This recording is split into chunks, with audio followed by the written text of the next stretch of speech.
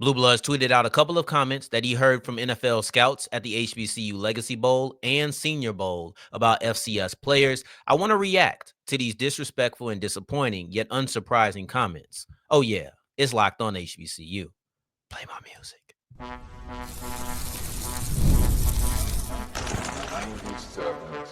You are Locked On HBCU, your daily podcast covering HBCU sports. Part of the Locked On Podcast Network, your team every day. What's going on, family? Welcome back to another episode of the Locked On HBCU podcast, your number one daily one-stop shop for everything HBCU athletics, Monday through Friday. Part of the Locked On Podcast Network, your team every day. And I, of course, am Darian Gray, a.k.a. the Mouth of the South, Texas Southern alum and former TSU Herald Sports editor and current contributing writer at USA Today's Saints Wire. Thank you for going on this journey with me. Make a Locked On HBCU your first listen of the day every day. And remember, just because the mic cuts off does not mean that the journey is over. It just means it's time to follow me on Twitter at South Exclusives. Starts with an S and ends with an S. Today's episode is brought to you by the all-new 2025 Nissan Armada. Stay with us for the Armada Team of the Week later in the episode. We'll wrap up today's episode with a look at the Thursday preview, or the preview of Thursday's men's basketball action. We're going to go into the MEAC as well as the SWAC, looking at the two biggest games in the conferences, I should say. In segment 2, we'll start off with the women's basketball side because there's a lot of games to break down on that side between the MEAC to the SWAC to the CAA. It's a ton of women's basketball games with a lot of implications tonight, Thursday night. But I want to kick this whole thing off with reacting to some of the disrespectful comments that Blue Bloods heard at the HBCU Legacy Bowl and that he heard at the Senior Bowl about FCS players. I am going to, at points, reference HBCU specifically. This is Locked On HBCU. This is not Locked On FCS. I don't think that we have that show, but this is the show that we do have. I'm not going to make it an all-encompassing topic. I do want to give the disclaimer, though. This is an all-encompassing conversation. This is not just HBCUs. This is FCS players. But I want to start off with the sentiment that I think is disappointing. I find it extremely disrespectful, but in no way am I surprised. So there's no emotion that is really attached to it. It was a little bit irritating. It was a little bit frustrating, but not enough to really knock me off of my pivot. I knew exactly when I read this comment how I was going to approach this. I was going to approach this from a place of what were the comments? Why do people think this way? And then also, what can we do about it? And also, what's the impact? Because all of those things are important. And I hope to give you all of these things on today's episode in segment 1. So when you look towards the draft, first off, looking at the draft, looking at the combine, it's clear how FCS players are viewed.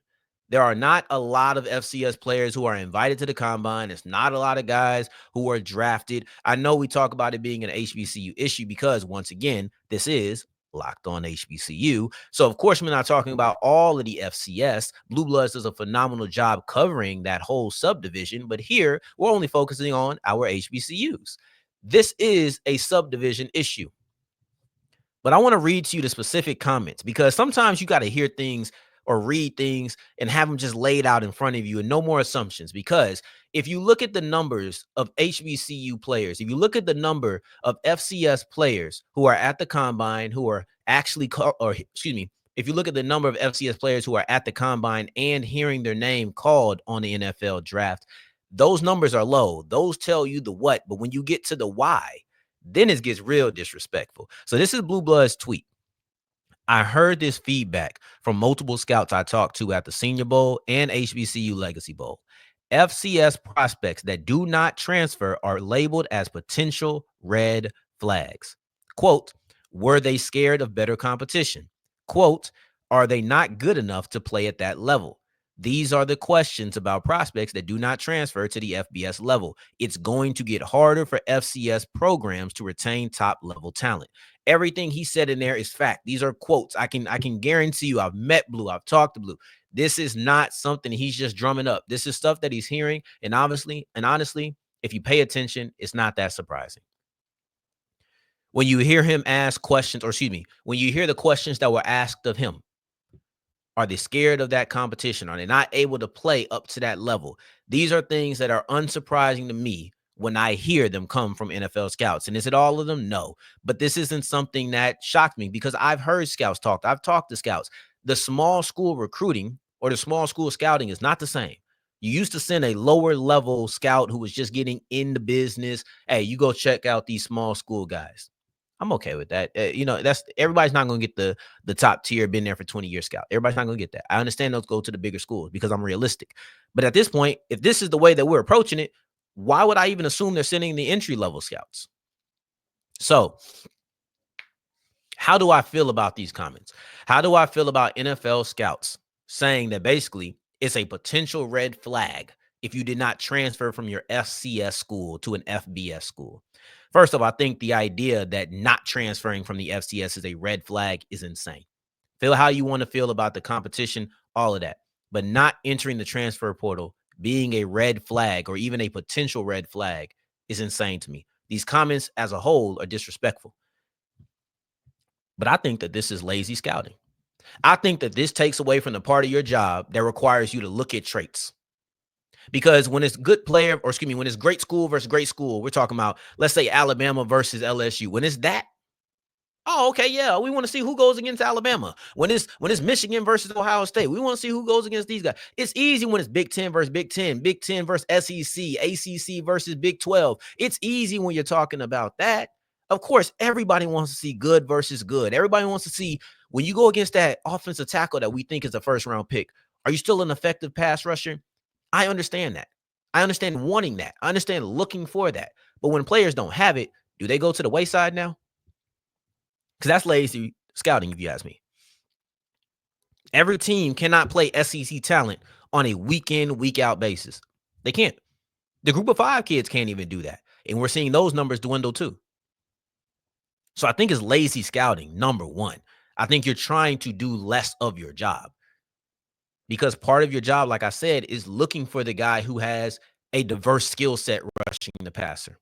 Part of it is looking for the burst that is on the field. Part of it is looking deeper than who they are playing.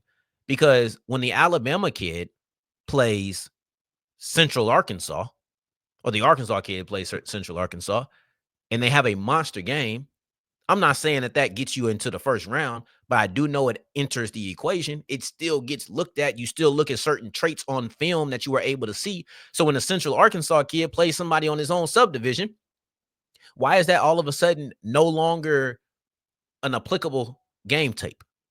I don't understand that. And don't tell me, well, the Arkansas guy is going to play 5, 6, 7, 8 other SEC schools. I'm aware. But what I'm saying is that tape still gets entered in the mix. It's not just thrown away. It's not disregarded. If I see those traits on tape against Central Arkansas, I will now look for these traits against an Auburn, against a Florida. I will look for these traits in these other games. I'm being realistic here, guys. I'm being completely realistic here. I think the mindset excuses bigger schools for not being able to find recruits that are less than 3 stars, right? Like to be honest about it. I know Shannon Sharp went to an HBCU because his grades wasn't right, but that's not the story for everybody. Some of these guys are just under-recruited. Some of these guys just did not get the looks coming out of high school that maybe they should have for whatever reason. Now they get found by an HBCU, and because they decided to stay loyal, God forbid, because they decided to stay loyal, they're penalized for that and being told that it's a potential red flag. I'm not even upset about wanting to stay away from FCS players because you don't know about strength of competition. But the idea that, yeah, I'm going to invoke the loyalty. I'm going to invoke the real life relationships because they did not turn their back on people who found them out of high school, because this person gave them a chance and they didn't want to stay away, because they didn't want to do that. Now it's a potential red flag. I think it's a green flag. Scout the player for who the player is. And part of that has to do with subdivision. Part of that has to do with it, man. I understand it makes it more difficult. But once again, I think it's lazy. Or you know what? What about this one? Forget all of the diamonds in the rough, right? Because essentially, when you're telling me that if you don't enter the transfer portal, I'm saying you're excusing the big schools for not finding a diamond in the rough. And I would assume your retort to that would be, it ain't really a diamond in the rough if you ain't go do it up there. Don't agree with that, but I would assume that's what you would say. So what about this one right here? What about this one right here? What about the guy who was developed at an HBCU? What about the guy who was developed on the FCS level? About the guy who did not come in from high school as a beast and dominating off rip? He had to be developed into that player. Don't we always talk about how switching between schemes, switching between coaches can disrupt a developmental process? So this player deciding that he wants to stick with the coach that helped develop him, stick in this system and continue to develop, he's penalized for that. I would say he's doing what's best for him. You would say he is scared of competition. You would say that he is unable to play on the FBS level. So now what do? Because we talked about how I feel about it. We talked about where it comes from or what's the impact of it. Where it comes from is just not respecting the competition. I don't think that deserves a long spiel. But what do? Because the truth of the matter is, part of me wishes that Blue Blood, with the platform that he has, didn't put this out. I'll be honest with you. Part of me wishes that he didn't put this out only because I do know people are seeing it. I do know specifically, not just people like me or HBCU Nightly or Gerald Huggins, like not just guys who are in the media space or working. The kids saw it. These players who are freshmen and sophomores saw it. They've seen the numbers for years, so it's not like they just not known. But let's put it out on Front Street. Oh, that's how you feel? So I part of me wishes he didn't, but as a media member, I think he did the responsible thing. But part of me just wishes that didn't happen, only because of people who saw it and say, well, now I can't stay. I can't stay now. This is how they're thinking. But anyway, that's neither here nor there. What do? I've always said scheduling is important. And I've been trying to say that we need to schedule upper level FCS schools. But those upper level FCS schools aren't getting the respect either. So scheduling them doesn't do much. Does it get us respect within the FCS subdivision? Yes. And do I still want that? Yes. But I've said it for years. Those money games that get payouts for the schools, they're get money games for these players. And Emory Hunt had a phenomenal point when talking about Carson Vincent. He said that having Alabama A&M's schedule being filled with multiple Power 4 schools over Vincent's career, it allowed him to be prepared and allowed him to have a quicker ascension in the Senior Bowl. I thought that was a phenomenal point. It's something that I've never thought about. I've always said it, and I think I've said it in a past episode, but so what? I'll say it again. I look at these money games where, let's just say, Arkansas Pine Bluff is facing Arkansas. This is a money game for the school. They're going to get paid to go out there and play this game. For the players, you can make some money in this game because if you put up great tape against an Arkansas, now you're on radars. But it's also preparing you for these Senior Bowl moments, for these Shrine Bowl moments, when you have to go up against teams, go up against players in which the biggest conversation is, will that small school guy finally rise to the level of competition? Yes, because I've done it. Yes, because I've seen these guys. I've played against these guys. The speed is not surprising to me. The power is not surprising to me. This technique, I know what they do in the SEC. So when I see this Missouri guy, did I go against Mizzou? No, but I went against Arkansas, or I went up against Vanderbilt, right? Or I went against Florida. I think that these are valuable moments, and I want to identify that because we have to. I know people don't want to find out what they don't want to find out, and you can't force information to somebody. But if I'm going to do everything that I possibly can, because we're talking about retaining our best players, we're talking about a guy like Andrew Jones not feeling like he needs to go to the SEC. We're talking about a guy like Tootin, who's at Virginia Tech, who is going to hear his name called arguably in the first 2 days. I'm going to be honest with you, after that combine performance. He was a great player at North Carolina A&T. But you know what he knew?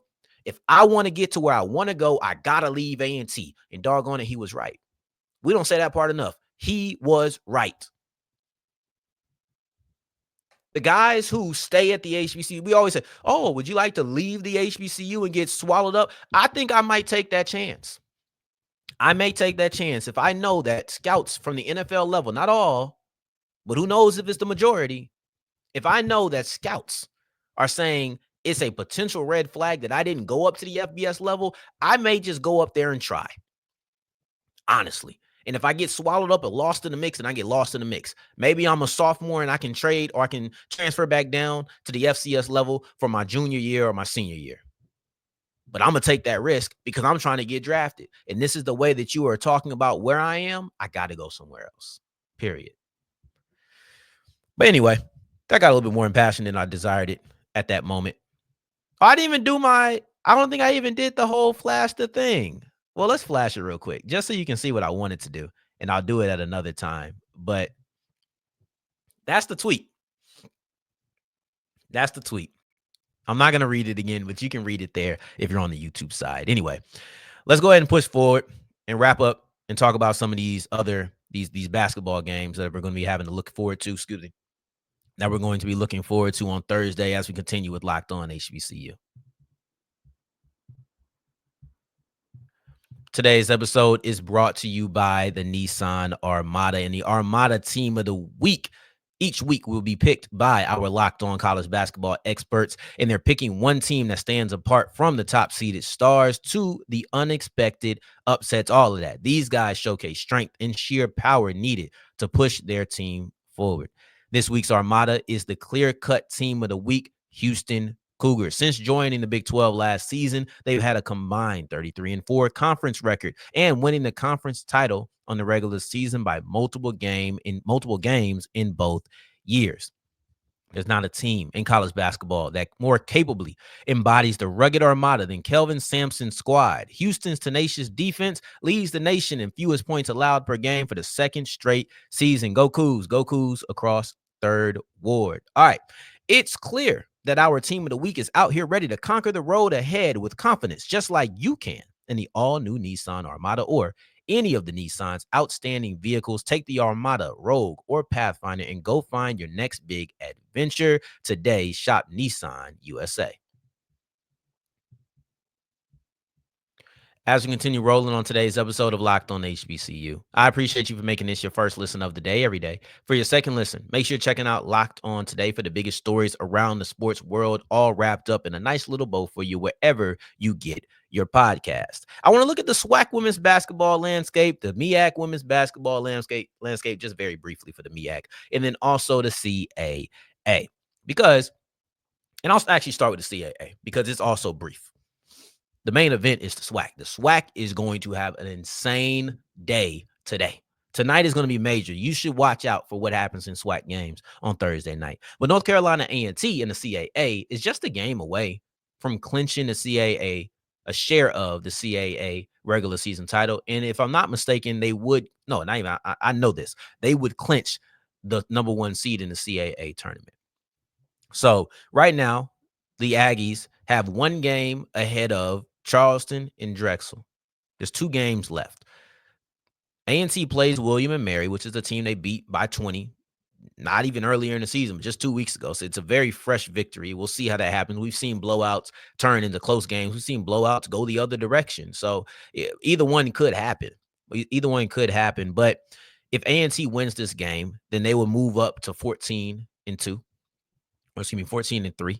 And that would exceed last year's win total, which was 13-5 in conference record. This time they'll be at worst 14-4 and possibly 15-3. That's just another improvement by one of the better basketball teams in Black women's basketball. I was going to say Black college football, but in Black women's basketball. Charleston and Drexel are one game apart, one game behind, but A&T beat them both. So if I win this game against William & Mary, and then the next game, I'm still one game ahead. At worst, I'll be one game ahead. You can't catch me on that.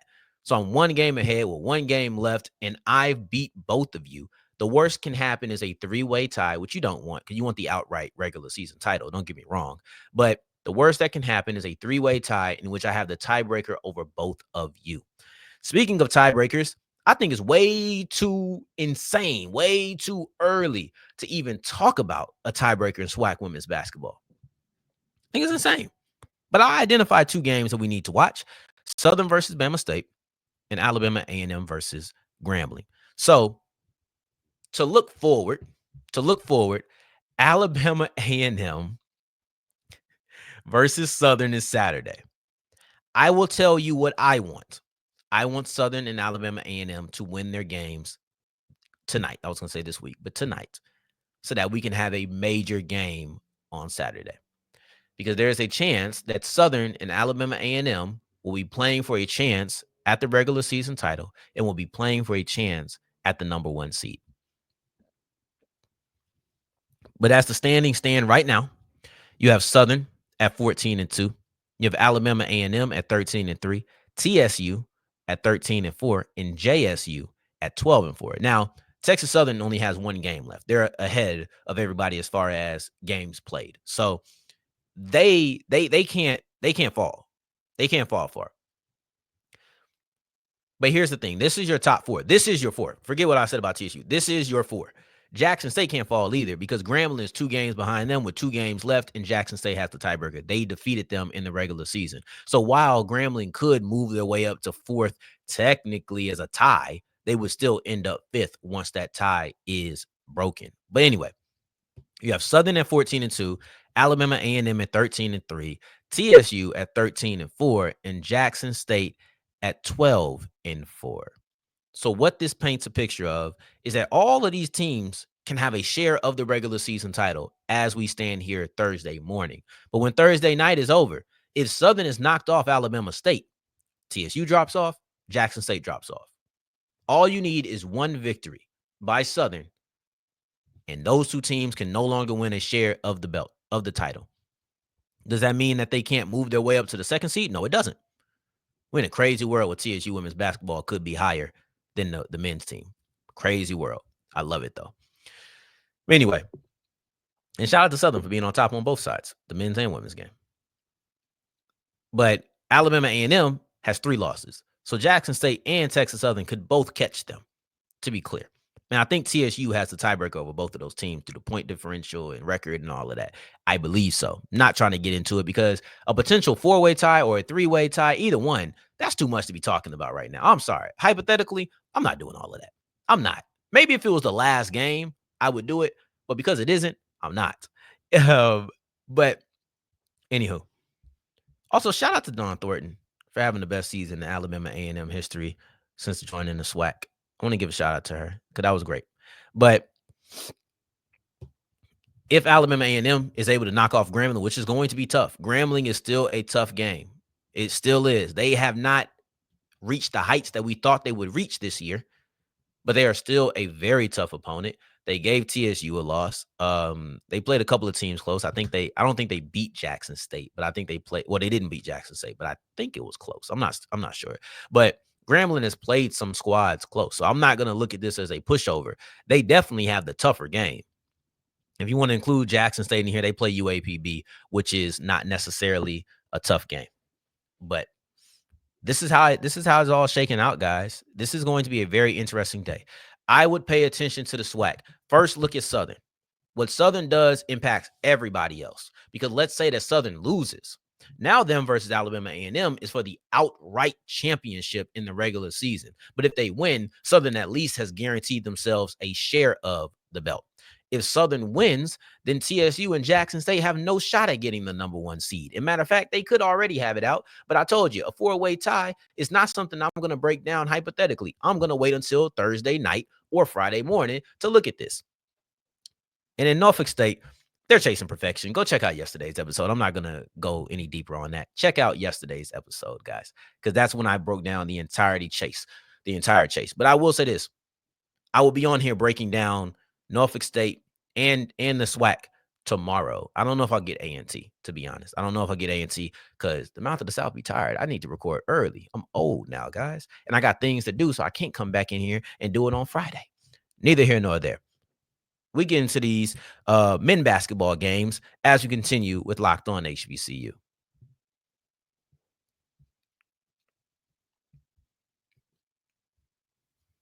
As we're wrapping up today's episode of Locked On HBCU, I appreciate you for making this your first listen of the day every day, making it all the way to segment 3, and I thank you 2 times for that. Thank you. Now, this isn't going to take a long time because there's only 2 games to look at here. It's the Southern versus Alabama State game, and then it's Norfolk State, or actually it's 3 games. I'm sorry. But it's Norfolk State versus Howard, and then North Carolina Central versus South Carolina State. But I'm only looking at a couple of teams for real.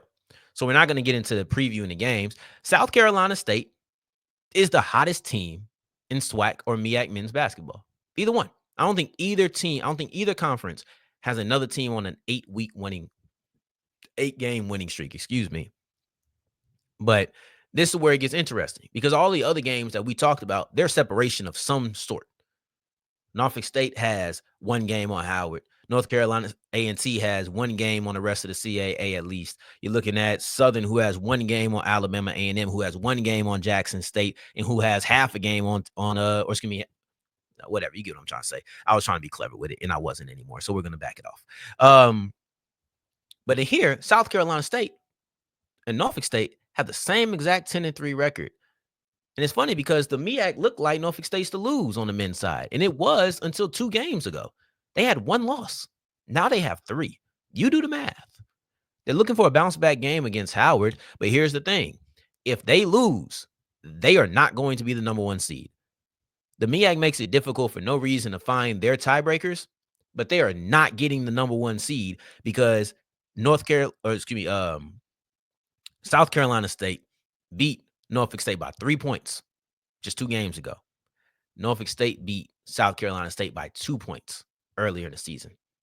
And if they're anything like the SWAC, that point differential is going to be the difference, and that would go the way of South Carolina State. So if we have a win and a win, South Carolina State. We have a lose and a loss and a loss, South Carolina State. If we have a Norfolk State loss, no matter what happens, it is a South Carolina State number 1 seed. This will be incredible. If I'm not understanding the rules or the tiebreakers, someone please send me the tiebreakers. You can copy and paste it and text it into don't copy and paste it. Send me a link. I'm not going to believe you if you copy and paste it. I will need a link. But yeah. And on the Southern side, it's simple. You win and you win. You win and you're in. You are the number 1 seed. You have a full outright regular season title. That's all you need. They have a 2-game lead on the next closest person. I don't think we need to really dress this up. That's the reason I put the men last, because there's not much to say here. And I knew I was going to have a lot to say in the first segment. I felt like I would have a lot to say in the second segment. And I knew this one didn't need as much attention. See, typically the men don't play on Thursday, but I think the scheduling of it is because of the SWAC tournament. I think it's because of the SWAC tournament, but all Southern has to do is win. They have a 2-game lead. They just need to win one of the next 2. By the time we see each other on Monday and we're talking about the SWAC tournament, well, that's kind of stupid. Never mind. I was going to say we'll know what the standings are, but of course we would. Anyway, the men are simple. I didn't think there was much to say, but I did want to paint the picture that South Carolina State, if they win, they're the number 1 seed by my understanding of the rules. If anybody has seen something different, please send it to me. But tomorrow we'll be back. The Southern Heritage Classic is still rolling. They'll be back too. Not a fan of it, but I'm here to talk about it on Friday's episode. In the meantime, in between time, until the next time that we hear each other, family, take care, stay blessed. Peace.